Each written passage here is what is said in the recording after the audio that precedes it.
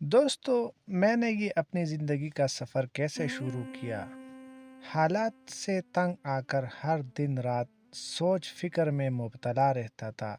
اخراجات پورے نہیں ہوتے تھے۔ تو دوستو، کافی سوچ سمجھ کے بعد یہ فیصلہ ہوا کہ مجھے باہر ملک جانا چاہیے، جس کے لیے میں نے ایک ایجنٹ کے ساتھ رابطہ کیا اور اس سے اپنا ویزے کے بارے میں معلومات لیا۔ انہوں نے سارا پروسیس بتایا، اس پروسیس کو میں نے کنٹینیو کیا اور 3 مہینے کے ٹائم میں نے وہ جو کاغذات جو میرے تھے وہ سارا کچھ میں نے ریڈی کروایا اور میں نے اپنے ایجنٹ سے اپنے کاغذات وصول کیے اور اس کو پیسے دے دیے۔ 5 لاکھ روپے میں نے یہ ویزا خریدا۔ اس کے بعد میں اپنا گھر کی طرف روانہ ہوا۔ تو دوستو، یہ اس بارے میں میرا اپنا جو ایکسپیرینس ہے وہ آپ لوگوں کو بتانے لگا ہوں کہ ایجنٹ کے اوپر کبھی بھی 100% بھروسہ نہیں کرنا ہے۔ میرے ساتھ جو حالات پیش آئے، میں آپ لوگوں کو ایک ایک حالات سے، ایک ایک واقعات سے آگاہ کرنا چاہتا ہوں تاکہ آپ ہر قسم کی پریشانی مصیبت سے محفوظ رہ سکے۔ تو میں اپنے گھر کی طرف روانہ ہوا اور چونکہ فیصلہ کر لیا تھا، کاغذات اپنے ریڈی کیے۔ 3 مہینے کے ٹائم میں میرے کاغذات کمپلیٹ ہوئے اور ہر چیز تیار ہو گئے اور میں نے ایجنٹ کو 5 لاکھ روپے نقد کیش دے دیے۔ ایجنٹ نے مجھے بتایا کہ آپ کو پینٹ شرٹ ٹائی وغیرہ پہننا پڑے گا کیونکہ انگریزوں کی کمپنی ہے، آپ کو وہاں جا کے کام کرنا پڑے گا، اس لیے اپنے آپ کو بالکل تیار ہو کر لے کر جائیں۔ اس کے بعد میں نے اپنے دوستوں کے لیے مختصر سی دعوت کی کیونکہ میرا ٹائم پھر ختم ہو گیا تھا اپنے ملک میں۔ تو اپنے دوستوں کو بلایا، دعائے خیر کی اور کھانا وغیرہ دعوت وغیرہ کھلایا اپنے دوستوں کو اور ان سے اپنے لیے دعا کی درخواست کی۔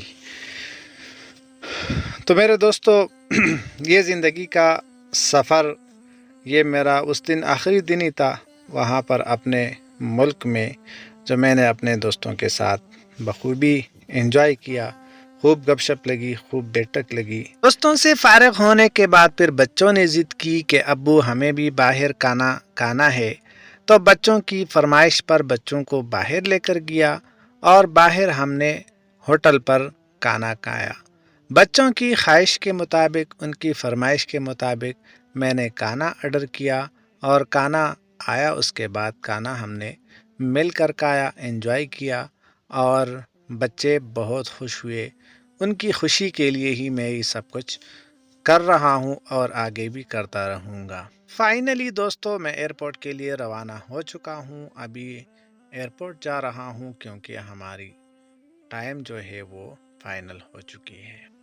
ایئرپورٹ پہنچنے کے بعد فائنلی اپنے بھائی اور بھتیجے کے ساتھ آخری ایک فوٹوگرافی لی اور گلے لگایا اور ان کو الوداع کہتے ہوئے اندر چلا گیا۔